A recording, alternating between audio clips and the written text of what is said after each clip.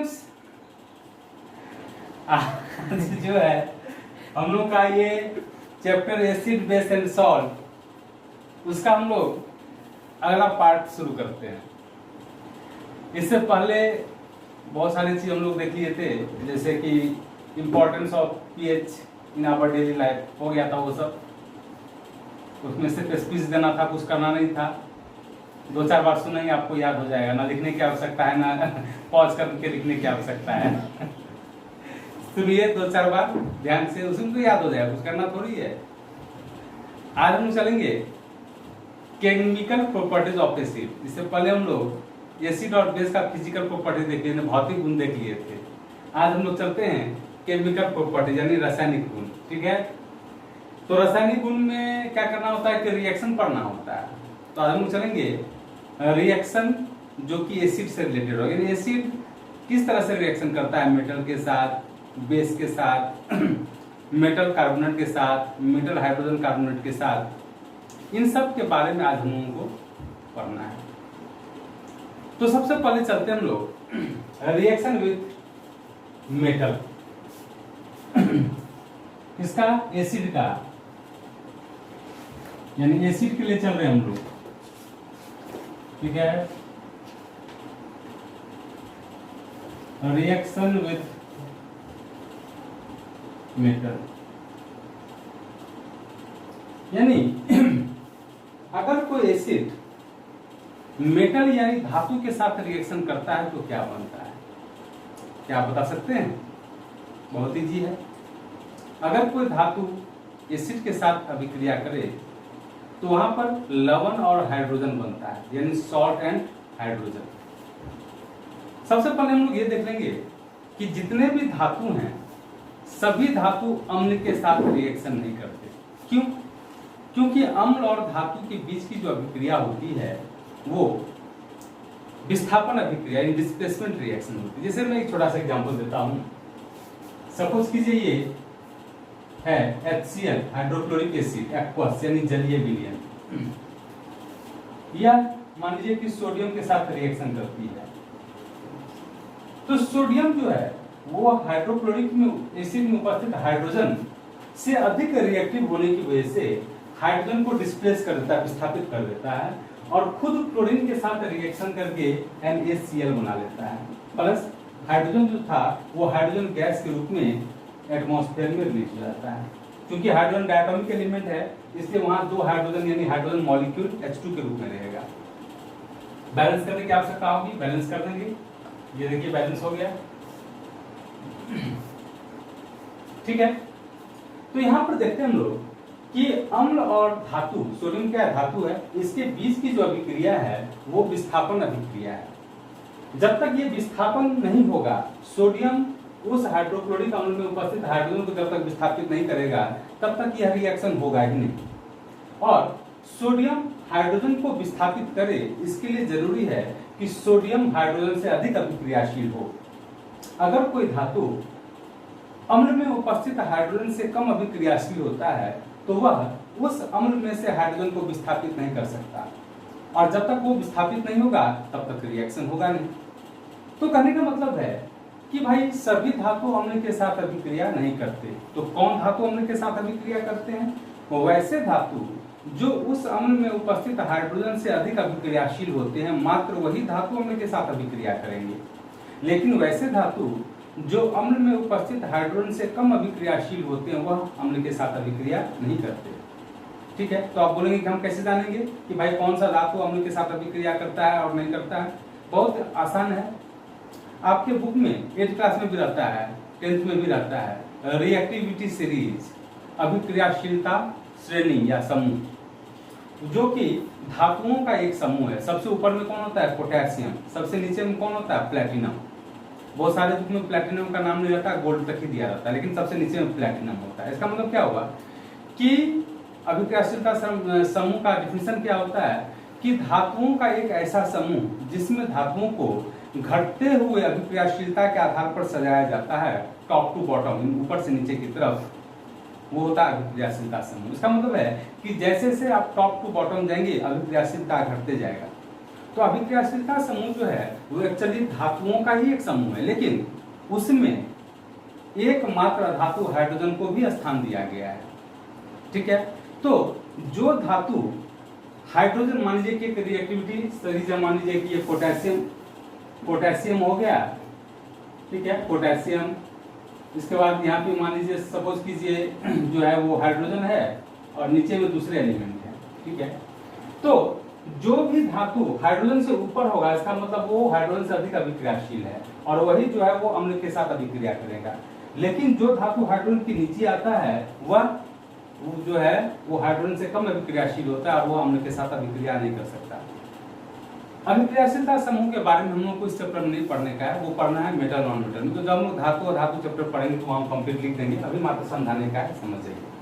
तो इस तरह से हम लोग देखते हैं कि सभी धातु अम्ल के साथ अभिक्रिया नहीं करते, मात्र वैसे धातु जो हाइड्रोजन से ऊपर होते हैं वही अम्ल के साथ अभिक्रिया करेंगे। ये चीज क्लियर हो गया आपको। हम लोग देखते हैं कि जो भी धातु अम्ल के साथ अभिक्रिया कर सकता है, जब वो अम्ल के साथ अभिक्रिया करता है तो क्या देता है, सॉल्ट एंड हाइड्रोजन। ये हो गया सॉल्ट, सोडियम क्लोराइड क्या है, सॉल्ट है, और ये हाइड्रोजन हो गया। लेकिन हमेशा सॉल्ट और हाइड्रोजन ही बनेगा ऐसा कोई बात नहीं है। कैसे, तो मैं बता रहा हूं कि जैसे मेन हम लोग 3 ठो अम्ल लेके चलेंगे, hydrochloric acid, nitric acid, sulphuric acid. तो धातु जैसे सोडियम का एग्जांपल लें, सोडियम जब हाइड्रोक्लोरिक एसिड के साथ और सल्फ्यूरिक एसिड के साथ अभिक्रिया करेगा तो वह लवण यानी सॉल्ट और हाइड्रोजन देगा। लेकिन यही सोडियम जब नाइट्रिक अम्ल के साथ अभिक्रिया करेगा तो वह सॉल्ट तो देगा लेकिन हाइड्रोजन नहीं देगा, बल्कि उसके जगह पे क्या देगा, वाटर देगा। क्यों, पहले एक बार फिर से इस चीज को समझ लीजिए कि धातु जब हाइड्रोक्लोरिक एसिड और सल्फ्यूरिक एसिड के साथ रिएक्शन करते हैं तो वह सॉल्ट और हाइड्रोजन देते हैं, लेकिन वही धातु जब नाइट्रिक एसिड के साथ रिएक्शन करते हैं तो वह सॉल्ट और वाटर देते हैं, हाइड्रोजन गैस नहीं देते। इसका वजह क्या है, इसका वजह यह है कि नाइट्रिक अम्ल जो है वो एक स्ट्रॉन्ग ऑक्सीडाइजिंग एजेंट है, प्रबल ऑक्सीकारक है। इसलिए जब उसके साथ कोई धातु अभिक्रिया करता है तो वहां पर पहले सॉल्ट और हाइड्रोजन बनता है, लेकिन चूंकि नाइट्रिक एसिड एक स्ट्रॉन्ग ऑक्सीडाइजिंग एजेंट है इसलिए वो अपना ऑक्सीजन उस हाइड्रोजन को दे देता है, और हाइड्रोजन को जैसे ही ऑक्सीजन प्राप्त होता है वो किस में कन्वर्ट हो जाता है, जल में कन्वर्ट हो जाता है। यानी सीधे तौर पर हम कह सकते हैं कि जब कोई धातु सल्फ्यूरिक एसिड और हाइड्रोक्लोरिक एसिड के साथ रिएक्शन करता है तो वह लवण और हाइड्रोजन देता है, लेकिन वही धातु जब नाइट्रिक एसिड के साथ रिएक्शन करता है तो वह लवण और जल देता है, क्योंकि नाइट्रिक एसिड एक स्ट्रॉन्ग ऑक्सीडाइजिंग एजेंट है। ठीक है, और यहाँ भी 2 एक्सेप्शन है, एक है मैग्नीशियम और एक है मैग्नीज। मैग्नीशियम और मैग्नीज 2 ऐसे धातु हैं जो नाइट्रिक अम्ल के साथ अभिक्रिया करने पर भी लवण और हाइड्रोजन ही देते हैं, वह जल नहीं देता। और एक चीज और कि जब कोई धातु नाइट्रिक अम्ल के साथ अभिक्रिया करता है तो वहां लवण और जल तो बनता है मैग्नीशियम और मैग्नीज को छोड़कर, और नाइट्रिक एसिड वहां पर खुद नाइट्रोजन के ऑक्साइड में कन्वर्ट हो जाता है। जैसे इसके लिए हम एक एग्जांपल देखते हैं, जैसे जिंक का एग्जांपल लेते हैं, Zn plus HNO3, nitric acid का फॉर्मूला HNO3 हो गया। ये जब रिएक्शन करता है, एक्वस यहाँ हो जाएगा क्योंकि अम्ल जो है बिना एक्वस का नहीं होता, जलीय विलयन का नहीं होता। तो यहाँ पे क्या बनेगा, zinc nitrate ZnNO3 plus N2O। ठीक है, ये नाइट्रोजन का ऑक्साइड में कन्वर्ट हो गया, और क्या बनेगा, और बनेगा जल, क्योंकि हाइड्रोजन तो बना नहीं है, बना बताया ना कि जब कोई अम्ल नाइट्रिक एसिड के साथ रिएक्शन करता है तो वहां सॉल्ट बनता है और जल बनता है, हाइड्रोजन नहीं बनता। लेकिन 2 मेटल ऐसे हैं जो नाइट्रिक एसिड के साथ रिएक्शन करने पे भी सॉल्ट और हाइड्रोजन देता है, जिसमें क्या है, मैग्नीशियम और मैग्नीज। और मैंने बताया था कि इस रिएक्शन में यानी जब कोई मेटल नाइट्रिक एसिड के साथ रिएक्शन करता है तो वहां पे बनता है सॉल्ट और वाटर, और नाइट्रिक एसिड खुद जो है वो नाइट्रोजन के ऑक्साइड में कन्वर्ट हो जाता है। यहाँ पे ये कौन सा ऑक्साइड है, नाइट्रस ऑक्साइड है, इसी को लाफिंग गैस बोलते हैं। ठीक है, इसको बैलेंस करने की आवश्यकता होगी, अपना बैलेंस कर सकते हैं आप। जैसे कि यहाँ पे लगाना होगा आपको 4 लगाना होता है, यहाँ पे 10 लगाना होगा, यहाँ पे 4 लगाना होगा, यहाँ पर 5 लगाना होगा, इससे बैलेंस हो जाता है। हाँ ठीक है, तो इस तरह से देखते हैं कि जब कोई मेटल किसी एसिड के साथ रिएक्शन करता है तो सामान्यतः क्या बनता है, सॉल्ट और हाइड्रोजन। वही मेटल जब नाइट्रिक एसिड के साथ रिएक्शन करते हैं तो वहां पर सॉल्ट और वाटर बनता है, प्लस नाइट्रोजन का एक ऑक्साइड भी बनता है, ठीक है। लेकिन एक्सेप्शन क्या है, मैग्नीशियम और मैंगनीज। तो इस तरह से आपको समझ में आ गया होगा। अब चलते हैं हम लोग दूसरा होगा रिएक्शन विथ बेस। यानी जब कोई एसिड किसी बेस के साथ अभिक्रिया करता है तो क्या बनता है, वहां पर सॉल्ट और वाटर बनता है लवण और जल बनता है। और इस दोनों यानी एसिड और बेस के बीच की अभिक्रिया को हम लोग क्या बोलते हैं, उदासीनीकरण अभिक्रिया, क्योंकि यहाँ पर दोनों एक दूसरे के प्रभाव को उदासीन कर देता है, इसलिए इसको हम लोग उदासीनीकरण अभिक्रिया भी करते हैं। तो एक एग्जांपल ले लेते हैं हम लोग, जैसे कि HCl hydrochloric acid plus sodium hydroxide NaOH aqueous, ठीक है। दोनों के बीच जब रिएक्शन होता है तो जैसा बात है, सोडियम हाइड्रोजन को डिस्प्लेस कर देता है और क्लोरीन के साथ रिएक्शन करके NaCl बना लेता है, प्लस ये जो क्लोरीन बच गया था वो और यहाँ का हाइड्रोजन OH जो बच गया था वो दोनों मिलकर क्या बना लेता है, HCl। ये H क्लोरीन नहीं, सोडियम जो है वो हाइड्रोजन को डिस्प्लेस कर दिया, क्लोरीन के साथ रिएक्शन करके NaCl बना लिया, तो ये H और ये OH दोनों मिलकर क्या बन जाएगा, H2O बन जाएगा। तो यहाँ पर देखते हैं कि जब कोई एसिड और बेस आपस में रिएक्शन करते हैं तो वहां पर सॉल्ट और जल बनता है, और चूंकि यहाँ पर दोनों एक दूसरे के प्रभाव को उदासीन कर देते हैं इसलिए इसको हम लोग न्यूट्रलाइजेशन रिएक्शन भी करते हैं, यानी उदासीनीकरण अभिक्रिया भी करते हैं, ठीक है। अगला हम लोग देखते हैं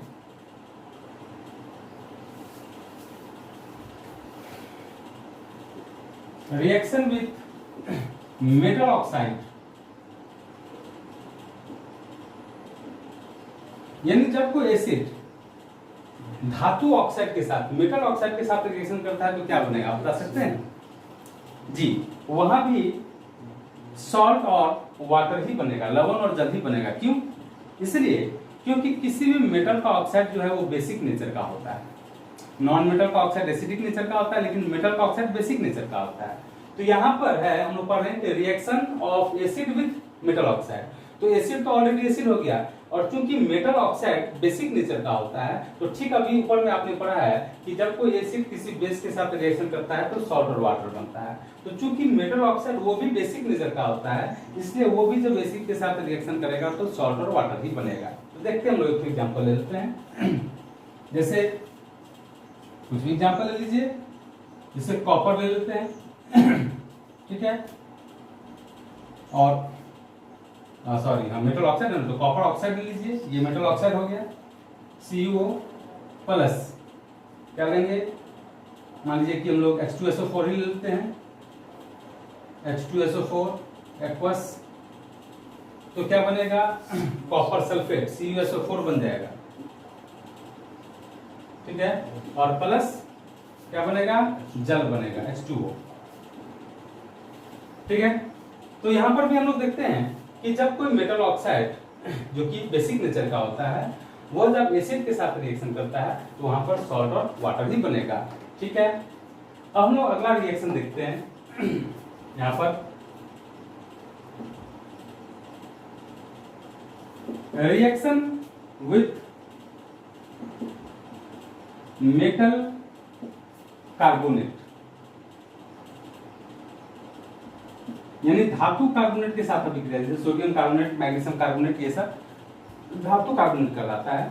तो जब कोई एसिड किसी मेटल कार्बोनेट के साथ रिएक्शन करता है तो क्या बनता है, तो सुनिए, जब कोई एसिड किसी मेटल कार्बोनेट के साथ रिएक्शन करता है तो वहां पर तीन चीज बनता है, सॉल्ट बनेगा, कार्बन डाइऑक्साइड बनेगा और वाटर बनेगा। एक एग्जांपल हम लोग ले लेते हैं, जैसे HCl aqueous plus Na2CO3 sodium carbonate, ठीक है, ये जब रिएक्शन करेगा तो यहां पे बनेगा आपका NaCl plus carbon dioxide plus water, ये तीन चीज बन गया, देख लीजिए। यानी HCl क्या हो गया, एसिड हो गया, सोडियम कार्बोनेट मेटल का कार्बोनेट हुआ, तो जब दोनों रिएक्शन करते हैं तो क्या थ्योरी क्या बोलता है वहां पे, सॉल्ट कार्बन डाइऑक्साइड वाटर। इसको बैलेंस करने की आवश्यकता होगी, बैलेंस कर दीजिए, ये 2 लिख दीजिए यहाँ पर, और क्लोरीन यहाँ पे 2 लिखिए, H2 बैलेंस हो गया शायद, हाँ ठीक है। तो इस तरह से जब कोई एसिड किसी मेटल कार्बोनेट के साथ रिएक्शन करता है तो सॉल्ट कार्बन डाइऑक्साइड वाटर बनता है। अगला रिएक्शन देखते हैं हम लोग, reaction with metal hydrogen carbonate,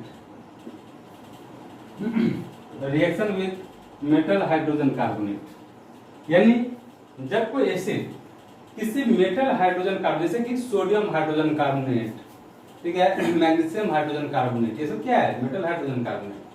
तो जब कोई एसिड किसी मेटल हाइड्रोजन कार्बोनेट के साथ रिएक्शन करता है तो वहां पर भी ठीक वही चीज बनता है जो कि ऊपर में बना था, यानी वहां पे भी सॉल्ट कार्बन डाइऑक्साइड वाटर ही बनेगा।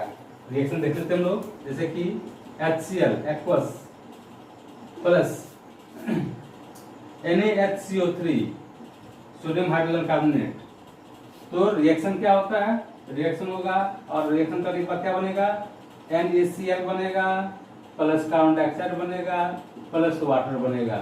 ये जो रिएक्शन होता है वो ऑलरेडी बैलेंस रिएक्शन होता है, इसमें कोई को बैलेंस करने की आवश्यकता नहीं होती। तो ये जितने भी रिएक्शंस आप देख रहे हैं वो सब एसिड का था, और बुक में इतना ही रिएक्शन दिया हुआ है आप लोगों को, आपको इतना से ही मतलब है, ठीक है। इतना रिएक्शन आप तैयार कीजिए, अगर आएगा क्वेश्चन तो इसी से आएगा, ठीक है, इससे बाहर नहीं आएगा। तो इस तरह से हम लोग देख लिए कि एसिड किसके साथ रिएक्शन करता है तो क्या क्या बनता है, किसके किसके साथ देख लिए हम लोग देख लिए कि भाई एसिड जब मेटल के साथ रिएक्शन करता है तो क्या बनता है, तो बनता है वहां पे सॉल्ट और हाइड्रोजन। लेकिन वही मेटल जब नाइट्रिक एसिड के साथ रिएक्शन करता है तो क्या बनता है, सॉल्ट, वाटर और नाइट्रस ऑक्साइड। नाइट्रोजन का कोई भी ऑक्साइड बन सकता है, कोई मेटल नाइट्रस ऑक्साइड बनाता है, कोई नाइट्रिक ऑक्साइड बनाता है, कोई नाइट्रोजन डाइऑक्साइड बनाता है। तो इस तरह वो फिक्स नहीं है, वो अलग अलग होता है, लेकिन सॉल्ट और वाटर बनेगा ये फिक्स है, ठीक है। बाकी नाइट्रोजन का कुछ भी ऑक्साइड बन सकता है, ठीक है, नाइट्रिक चाहे नाइट्रस चाहे नाइट्रोजन का डाइऑक्साइड। तो इस तरह से ये देखिए हम लोग यहाँ पे एक्सेप्शन बताए थे, क्या एक्सेप्शन था, मैग्नीशियम और मैग्नीज एक्सेप्शन होते हैं, यानी यहाँ पे लिख देता हूं मैं मैग्नीशियम और मैग्नीज, सॉरी Mn, ठीक है। तो मैग्नीशियम और मैग्नीज जो है ये दोनों एक्सेप्शन है, वो जब नाइट्रिक एसिड के साथ रिएक्शन करता है तो वहां पे सॉल्ट और हाइड्रोजन ही बनता है, वहां पे वाटर नहीं बनता। इसके बाद जब कोई मेटल बेस के साथ रिएक्शन करता है तो सॉल्ट और वाटर बनता है, उसको उदासीनीकरण अभिक्रिया न्यूट्रलाइजेशन रिएक्शन कहते हैं। इसके बाद जब कोई एसिड मेटल ऑक्साइड के साथ रिएक्शन करता है तो वहां पे भी सॉल्ट और वाटर ही बनता है, क्योंकि मेटल ऑक्साइड जो है बेसिक नेचर का होता है। इसके बाद देखें हम लोग कि जब कोई एसिड मेटल कार्बोनेट के साथ रिएक्शन करता है तो वहां पे 3 चीज बनते हैं, सॉल्ट, कार्बन डाइऑक्साइड, वाटर। और लास्ट में देखें हम लोग कि जब कोई एसिड किसी मेटल हाइड्रोजन कार्बोनेट के साथ रिएक्शन करता है तो वहां पर भी बनता है आपका सॉल्ट, कार्बन डाइऑक्साइड और वाटर ही बनता है। इसी रिएक्शन का इस्तेमाल किया जाता है, जानते हैं कहाँ पे, वो जो होता है सोडा एसिड फायर एक्सटिंग्विशर उसमें, ठीक है, यानी अग्निशामक यंत्र जो है, अग्निशमन में हम लोग इसी चीज का इस्तेमाल करते हैं। उसमें 2 टैंक होता है, इसमें एक में बेकिंग सोडा भरा रहता है, दूसरा में हाइड्रोक्लोरिक एसिड नहीं रहता है, बल्कि इसके जगह पे सल्फ्यूरिक एसिड रहता है।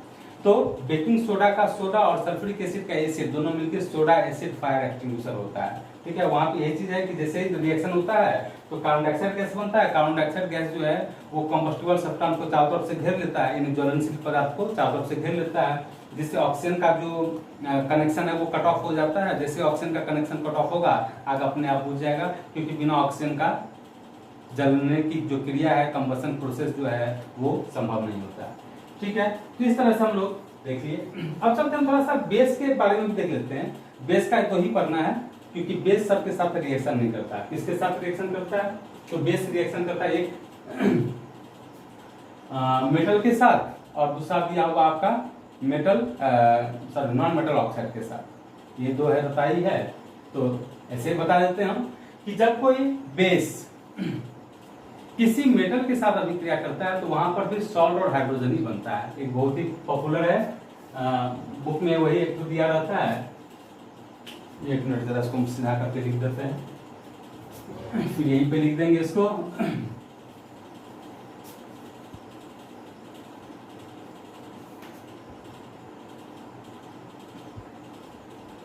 ये रिएक्शन क्या था, रिएक्शन विथ मेटल, यानी HCl एक्वस प्लस सोडियम, ठीक है, ये इसको डिस्प्लेस कर दिया, बन गया NaCl और प्लस H2, ठीक है। तो ये रिएक्शन था 2HCl 2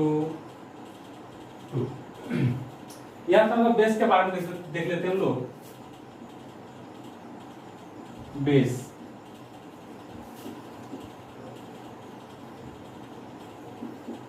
रिएक्शन विथ मेटल, ठीक है, यानी बेस जब मेटल के साथ रिएक्शन करता है तो क्या बनता है, तो वहां पे सेम चीज बनता है, सॉल्ट और हाइड्रोजन। जैसे एसिड बनाता था सॉल्ट और हाइड्रोजन, ऐसे ये भी सॉल्ट और हाइड्रोजन बनाता है। जैसे एग्जांपल लेते हैं हम लोग किसी चीज का, जैसे कि सोडियम हाइड्रोक्साइड NaOH लेते हैं, ठीक है, एक्वस, ये जिंक के साथ रिएक्शन करता है, जिंक क्या है, मेटल है, तो यहाँ पे सोडियम जिंकेट बनेगा, यानी Na2ZnO2 प्लस हाइड्रोजन, तो ये भी एक तरह का सॉल्ट ही है, ठीक है।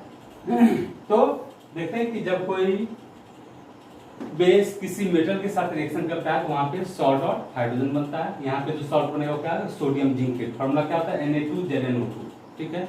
और एक हो गया आता है नॉन मेटल ऑक्साइड के साथ, तो सिंपल ही है कि हमने अभी फादर पहले कहा था ना कि जब कोई एसिड मेटल ऑक्साइड के साथ रिएक्शन करते हैं तो वहां पे सॉल्ट और क्या बनता है, वाटर। उसी तरह से जब कोई बेस नॉन मेटल ऑक्साइड के साथ रिएक्शन करेगा तो वहां भी सॉल्ट और वाटर ही बनेगा। क्यों? क्योंकि नॉन मेटालिक ऑक्साइड जो होता है वो एसिडिक नेचर का होता है। तो बेस हुआ, और नॉन मेटल का ऑक्साइड जैसे कार्बन डाइऑक्साइड, ये क्या हुआ आपका नॉन मेटालिक ऑक्साइड। तो non metallic oxide acidic nature का होता है, तो बेस और एसिड जब आपस में रिएक्शन करेंगे तो क्या बनेगा, तो वहां पे बनेगा आपका सॉल्ट और वाटर। यानी वो भी एक तरह का कौन सा रिएक्शन होता है, न्यूट्रलाइजेशन रिएक्शन होता है, उदासीनीकरण अभिक्रिया होता है। बस यही दो दिया रहता है बुक में, इसके अलावा और दिया नहीं है। तो इस तरह से हम लोग देखते हैं कि किस तरह से एसिड और बेस अलग अलग सब्सटेंस के साथ रिएक्शन करते हैं तो क्या बनता है। तो इस एसिड बेस और सॉल्ट चैप्टर हम लोग एसिड और बेस को देख लिए थे। इसके अलावा भी इंडिकेटर सब जो था हम लोग पढ़ लिए थे, यूनिवर्सल इंडिकेटर, जनरल इंडिकेटर हो गया था, importance of pH in our daily life, ये सब हो गया था। अब हम लोग को इसके बाद सॉल्ट शुरू करना है। थोड़ा सा इसके बारे में बता देते हैं, अगले क्लास में शुरू करेंगे। वैसे मेनली थोड़ा सा बता देते हैं कि सॉल्ट जो है वो बनता कब है। तो जाहिर सा बात है कि जब एसिड और बेस आपस में रिएक्शन करते हैं तो वहां पर दो ही चीज बनता है, सॉल्ट और वाटर।